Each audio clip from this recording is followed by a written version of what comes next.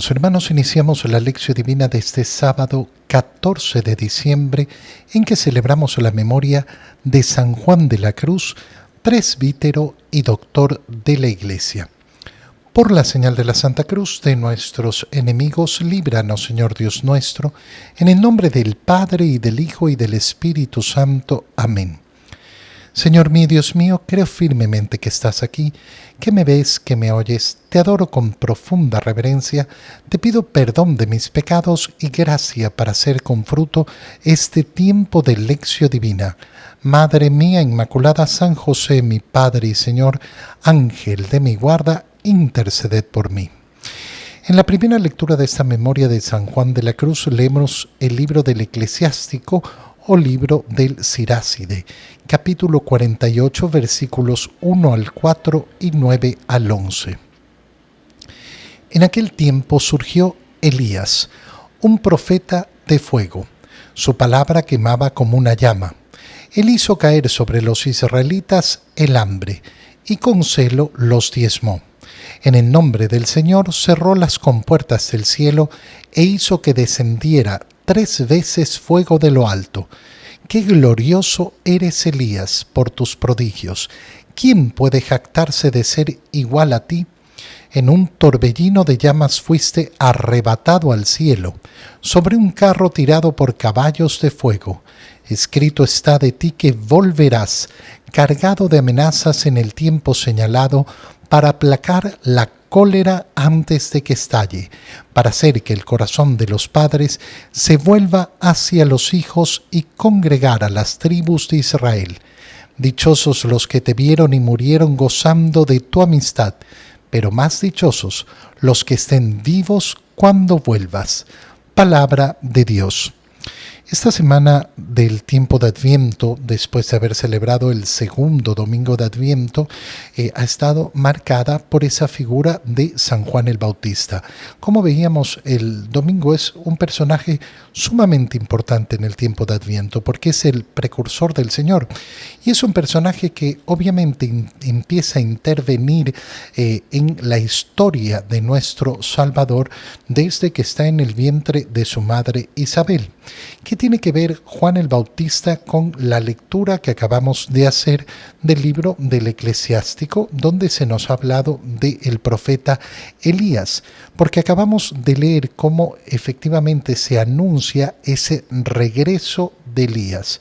Y vamos a descubrir en el Evangelio cómo el Señor con claridad ha dicho que esa profecía se ha cumplido en la persona de Juan el Bautista. Y entonces a Juan el Bautista lo podemos comparar con ese profeta Elías. Y lo que hemos leído en el libro del Eclesiástico es justamente ese elogio a la grandeza del profeta Elías. ¿Qué nos ha dicho el libro del Eclesiástico? Que surgió Elías, un profeta de fuego. Su palabra quemaba como una llama. ¿Qué significa entonces ser un profeta de fuego? Significa que la palabra que dice quema. ¿Qué quema? ¿Qué es lo que significa ser profeta de fuego? Que su palabra queme, porque estamos hablando de lo mismo. Bueno, en esencia, que su palabra es verdadera. Esto es lo que significa ser un profeta de fuego, ser uno que habla con una palabra que quema. ¿Por qué? Porque la verdad tiene efectivamente esa capacidad de purificar. ¿Qué es lo que purifica? El engaño, la mentira. Y sabemos, o espero que sepamos, muy bien lo que significa salir del engaño, salir de la mentira, ser arrebatado efectivamente por la verdad. Es una experiencia de fuego, es una experiencia de purificación. Cuando hablamos de fuego, entonces, ¿de qué estamos hablando? Estamos hablando de purificación. El profeta Elías, a través de su palabra, que es verdadera, y esto lo podemos paragonar con la figura de Juan el Bautista, purifica a través de la verdad de su palabra. ¿Por qué? Porque descubre las intenciones del corazón, porque descubre lo que está en lo íntimo. Una persona puede ocultar tantas cosas en esta vida. Una persona puede ponerse 1000 caretas distintas y puede guardar en su intimidad, en su interioridad, muchísimas cosas. Pero la palabra verdadera, la palabra profética, pone al descubierto. Yo no puedo engañar a Dios, no puedo mentir a Dios, no puedo fingir delante de Dios. Y entonces eso es lo que significa ese profeta de fuego, esa palabra que quema como una llama. Él hizo caer sobre los israelitas el hambre. Oh, pero es algo terrorífico. ¿Por qué hace caer el hambre el profeta Isaías? Para llamarlos a la reflexión. ¿Qué vamos a tener en la figura de Juan el Bautista? Aquel que efectivamente, a través de su propia penitencia, de su propia hambre, llama a la conversión. Y con celo los diezmó. Fíjate qué bonita es esa palabra, con celo.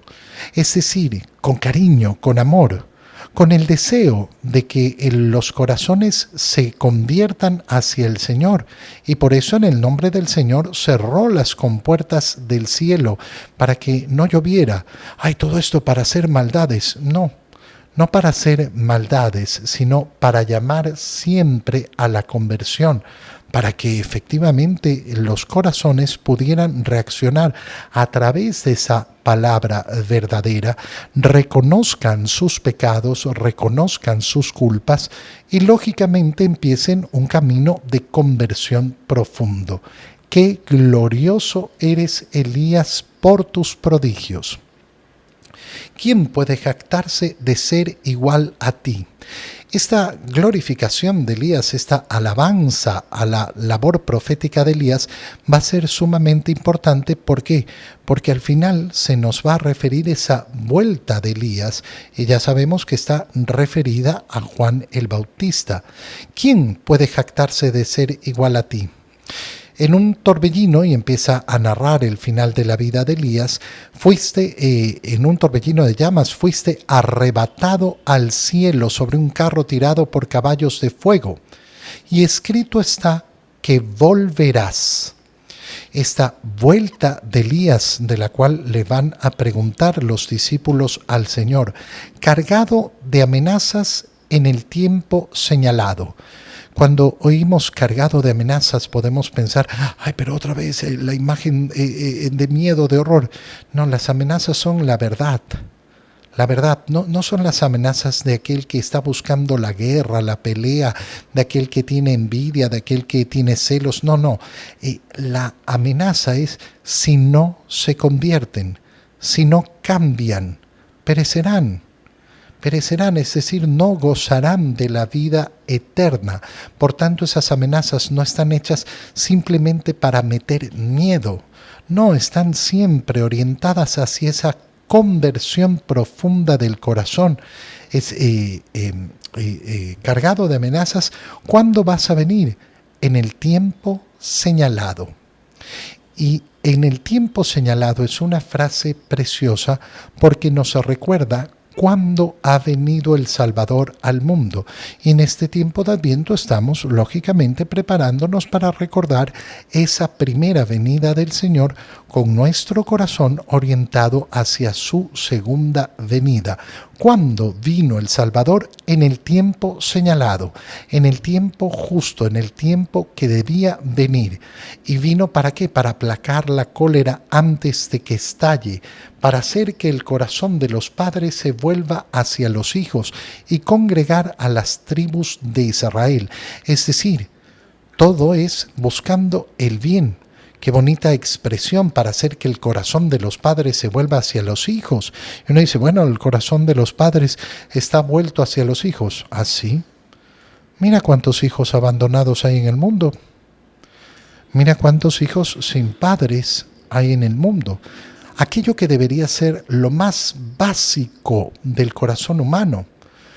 Lo más básico del corazón humano, porque es parte de la misma naturaleza del ser humano, y sin embargo nos topamos con un mundo donde lo más básico está profundamente roto por el pecado.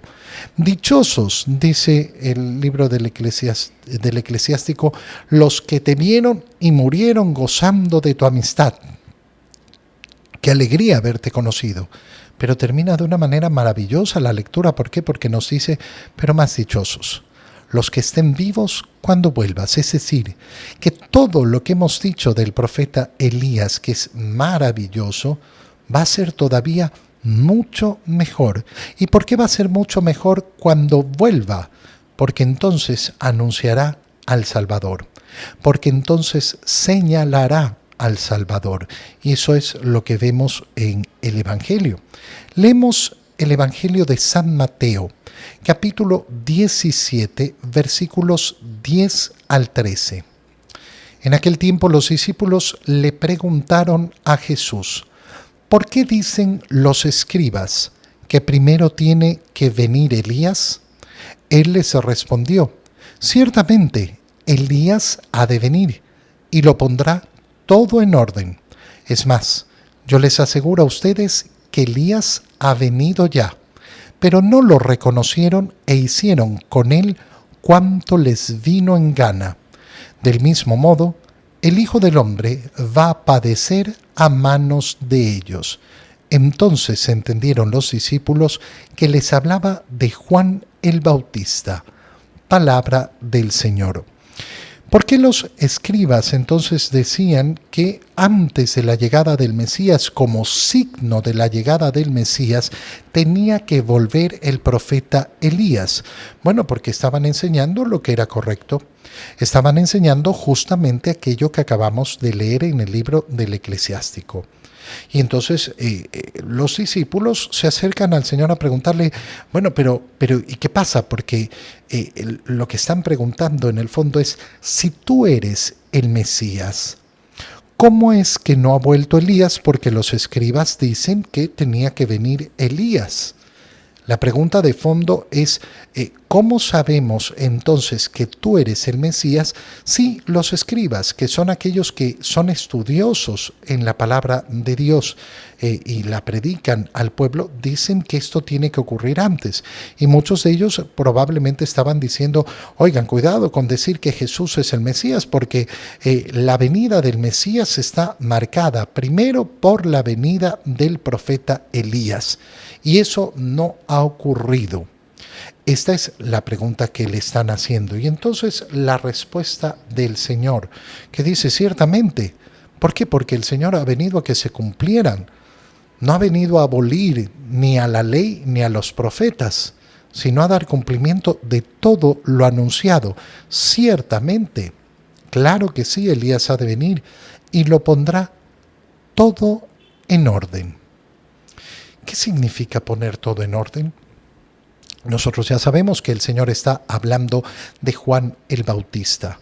¿Qué significa poner todo en orden? Bueno, poner todo en orden no significa que todas las cosas en este mundo se van a poner en orden y que se van a solucionar, sino que va a establecer aquello que es verdadero. Y el corazón que quiere abrirse a la verdad, entonces se ordenará. Se ordenará, ¿por qué? Porque pondrá en primer lugar a Dios. El llamado de Juan el Bautista, el llamado de Elías que ha vuelto, ¿cuál es? Conviértanse, dejen el pecado.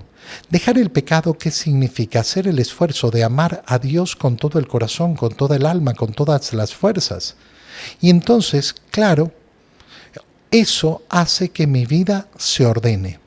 Entonces no se trata de un orden externo, se trata de la posibilidad de ordenar mi corazón, justamente escuchando la palabra verdadera, la palabra de verdad que me llama a dejar el pecado, a hacer penitencia y, lógicamente, convertirme, dirigir mi corazón hacia lo que es primero. Si mi corazón está dirigido siempre hacia lo que es más importante, entonces significa que hay orden en mi vida.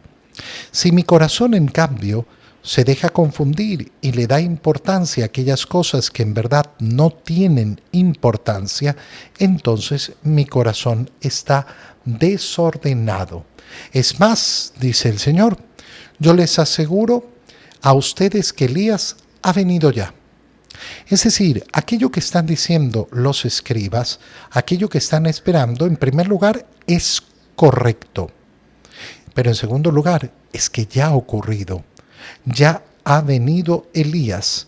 ¿Cuál es el problema de los escribas? Que no lo reconocieron e hicieron con él cuanto les vino en gana. ¿A qué se está refiriendo el Señor? En primer lugar, al rechazo que recibió la predicación de Juan el Bautista, que no fue reconocido como profeta, que no fue reconocido como profeta por los sumos sacerdotes, por los escribas, mientras el pueblo acudía en gran número a ser bautizado con ese bautizo de penitencia que ofrecía el Señor. Ese bautismo que efectivamente llevaba al corazón a la conversión. Y hicieron lo que les dio la gana, no solo porque no lo aceptaron, sino porque permitieron que Herodes lo apresara sin ninguna causa y que además le mandara a cortar la cabeza. Han hecho con él lo que han querido, es decir, lo han llevado al martirio. Y entonces qué importante lo que viene a continuación. ¿Por qué? Porque el Señor dice, del mismo modo, el Hijo del Hombre va a padecer a manos de ellos. Del mismo modo, va a padecer a manos de ellos. Esto es un nuevo anuncio de la pasión del Señor. 3 veces les anuncia, por lo menos 3 veces que contamos en los evangelios, les anuncia de una manera clara la pasión a sus discípulos. Sus discípulos tampoco supieron comprender en profundidad qué era lo que estaba diciendo el Señor, pero efectivamente les está anunciando esa pasión y la está comparando con la pasión que sufrió Juan el Bautista, que es ese profeta Elías que debía volver. Qué importante es esta referencia que nos hace el Señor, esta explicación. ¿Por qué? Porque nos está mostrando que no todas las profecías se pueden interpretar de una manera literal. Es decir, ¿qué es lo que estaban haciendo los escribas? Interpretando de una manera literal que lo que significaba era que Elías iba a volver, tal cual, el mismo Elías. Y el Señor lo que está diciendo, no, esa no es la forma de interpretar esa profecía. Esto nos lleva a una reflexión todavía más profunda y más bella. ¿Por qué? Porque si los escribas, que eran los encargados en el pueblo judío de estudiar, de interpretar las escrituras y enseñarlas al pueblo, tenían equivocada su interpretación sobre las escrituras, esto nos dice que podemos tener una mala lectura de las escrituras. Que no toda persona puede agarrar y decir lo que le dé la gana sobre las escrituras porque puede equivocarse. Por eso es que no nos dedicamos a interpretar a nuestro modo las escrituras. Las leemos siempre dentro de la enseñanza y de la tradición de la Iglesia. Este es el modo en que nos aseguramos de no estar diciendo cualquier pavada. Y es tan importante en nuestros días. Es tan importante tener claro esto, ¿por qué? Porque cada persona quiere agarrar la palabra de Dios y pronunciar lo que le da la gana. No, es que a mí me parece que aquí dice, ya, está muy bien, pero resulta que tu interpretación no necesariamente es correcta y de hecho puede estar sumamente equivocada. Y eso es lo que vemos en el mundo. Como muchas personas agarran la palabra de Dios, pero la malinterpretan. Entonces, termina el Evangelio diciéndonos, entendieron. Entendieron los discípulos que les hablaba de Juan el Bautista. Terminamos esta semana con esta figura de Juan el Bautista, pero además celebrando a San Juan de la Cruz. Qué manera más bonita de prepararnos para el tercer domingo de Adviento, el domingo Gaudete, domingo de alegría. Mañana viviremos ya un anuncio de la pronta natividad de nuestro Señor. Comenzamos a vislumbrar esa alegría hacia la cual tiene que ir nuestro corazón. Te doy gracias, Dios mío, por los buenos propósitos, afectos e inspiraciones que me has comunicado en este tiempo de lección divina. Te pido ayuda para ponerlos por obra. Madre mía Inmaculada, San José, mi Padre y Señor, Ángel de mi guarda, interceded por mí. María, Madre de la Iglesia, ruega por nosotros. Queridos hermanos, que el Señor los bendiga, los cuide y los proteja en el nombre del Padre, y del Hijo, y del Espíritu Santo. Amén. Un muy feliz día para todos.